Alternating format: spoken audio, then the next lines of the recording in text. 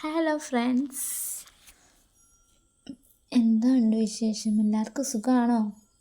ഇന്നേ ഒരു വെറൈറ്റി തോരൻ എല്ലാവരും ഒന്ന് സബ്സ്ക്രൈബ് ചെയ്തേക്കണേ. വെറൈറ്റി തോരൻ എന്ന് വെച്ചാൽ ഉണ്ടാക്കിയിട്ടുണ്ടാകണേ. ഇന്ന് നമുക്ക് ചീരച്ചേമ്പ് തോരൻ വെക്കാം. ചീരച്ചേമ്പ് തോരൻ എന്ന് പറയുമ്പം ചേമ്പ് വേറെ സാധാ ചേമ്പ് കൊണ്ട് അത് ഭയങ്കര ചൊറിച്ചിലായിരിക്കും നമ്മൾ തോരനൊക്കെ വെക്കുമ്പോഴേ.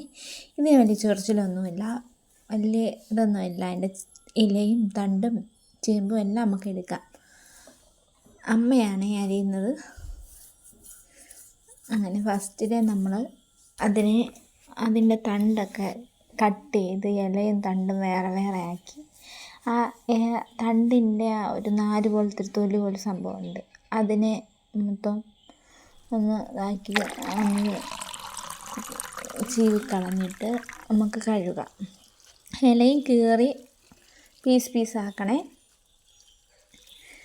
അങ്ങനെ അതിനെ ഒന്ന് കഴുകിയെടുത്ത് നല്ല വൃത്തിയാണൊക്കെ കഴുകിയെടുക്കുക. കഴുകിയെടുത്തതിൻ്റെ കൂടെ തന്നെ നമുക്ക് കുറച്ച് പയറും കൂടെ വേവിക്കാൻ വെക്കണേ. അതിൻ്റെ വീഡിയോ ഞാൻ എടുക്കാത്തില്ലേ, മറന്നുപോയി. പയറും കൂടെ നമുക്ക് വേവിക്കാം. ചെറുപയറാണേ നല്ലത് ഇതിൻ്റെ കൂടെ ഇടാൻ. 2-3 വിസിൽ മതി അത് വേവാൻ. നല്ലോണം വെന്ത് കിട്ടും. നമ്മൾ നേരത്തെ വെള്ളത്തിൽ പയറിട്ടില്ലെങ്കിലും കുഴപ്പമില്ല, 3 വിസിലാകുമ്പോഴത്തേനും നല്ലോണം വെന്ത് കിട്ടും. അങ്ങനെ അത് ഞാൻ വേവിച്ചങ്ങോട്ട് മാറ്റി വെച്ചിട്ടുണ്ടേ. അതിന് ശേഷം നമുക്ക് കഴുകി വെച്ച ചേമ്പ് ഒന്ന് തോരാൻ വേണ്ടി വെച്ചിട്ട് നമുക്ക് അരിയാം. അങ്ങനെ അമ്മയുടെ കൈ കൊടുത്തേ, അമ്മ അത് അരിയുന്ന വിധമൊക്കെ കാട്ടിത്തരുവാണേ.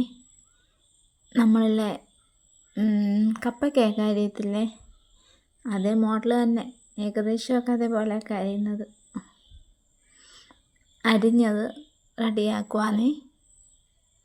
ഞാൻ വിചാരിച്ച് ചേമ്പായതുകൊണ്ട് ചൊറിയുമായിരിക്കും, പക്ഷെ ചൊറിച്ചിലൊന്നുമില്ല. എല്ലാവരും ഒന്നും ചേമ്പിൻ്റെ ഇലയും തണ്ടും ഒന്നും എടുക്കില്ല, ഞാൻ തന്നെ ആദ്യമായിട്ടാണ് കാണുന്നത്. ചേമ്പിൻ്റെ ഇലയും തണ്ടും ഒക്കെ തോരൻ വെക്കുന്നത്. അങ്ങനെ അമ്മ ഇലയൊക്കെ കട്ട് ചെയ്തെല്ലാം തന്ന്. അങ്ങനെ ആദ്യം നമുക്ക് കടുക് വറുക്കാം. കരിവേപ്പിലയൊക്കെ ഇട്ട് നല്ലോണം കടുക് വറുത്ത് എണ്ണയൊക്കെ ഒഴിച്ച് കടുക് വറുത്തതിന് ശേഷം നമുക്ക് ഫസ്റ്റിലെ ഈ അരിഞ്ഞ തണ്ടും അതിൻ്റെ ഇലയും കൂടെ അരിഞ്ഞത് നമുക്ക് അതിനകത്തോട്ട് ആക്കാം. ഒന്ന് അടച്ച് വെച്ച് ഒന്ന് ആവി കയറ്റിയിട്ട് ശകലം ഒരു 2 മിനിറ്റ്, എന്നിട്ട് നമുക്കതിൻ്റെ നടുക്കൊരു ചെറിയൊരു കുഴി പോലാക്കിയിട്ട് അതിനകത്ത് നമുക്ക് പയറിട്ട് ഇളക്കാതെ അതിനെ ഒന്ന് മൂടി വെച്ചൊന്ന് ഒരു 10 മിനിറ്റ്, ഒരു 5 മിനിറ്റ് ഒന്ന് വെക്കാം. എല്ലാം കൂടെ ഒന്നിച്ചൊന്ന് ആവി വന്നിട്ട് ആവി വരുമ്പം നമുക്കതിനകത്തോട്ട് ഇച്ചിരി അരപ്പിടാം. സാധാ തോരൻ അരയ്ക്കുന്ന കണക്ക് ജീരകവും വെളുത്തുള്ളിയും തേങ്ങയും പിന്നെ മഞ്ഞൾപ്പൊടിയും ശകലം മുളക് പൊടിയും പിന്നെ കുറച്ച് കരിവേപ്പിലയും കൂടി ഇട്ടാൽ നല്ലതായിരിക്കും. അങ്ങനെ ചതച്ചെടുത്ത് നമുക്കതിനകത്തോട്ട് ഇട്ട് നമുക്ക് മൂടി വെച്ച് ഒരു 5 മിനിറ്റ് വെക്കുമ്പോഴത്തേനും വേവും. അങ്ങനെ നമ്മുടെ തോരൻ റെഡിയായി. പക്ഷേ പറഞ്ഞ കണക്കല്ലേ, നല്ല ടേസ്റ്റ് ഉണ്ട്. എല്ലാവരും ഒന്ന് ട്രൈ ചെയ്ത് കഴിച്ചിട്ടില്ല. അങ്ങനെ ഇന്നത്തെ ഞങ്ങളുടെ ഊണ് റെഡിയായി. ലഞ്ച് തോരനും മീൻകറിയും ചക്കയും പിന്നെ ഒരു തക്കാളിക്കറിയും പിന്നെ ഒരു നാരങ്ങ അച്ചാറും ഉണ്ട്.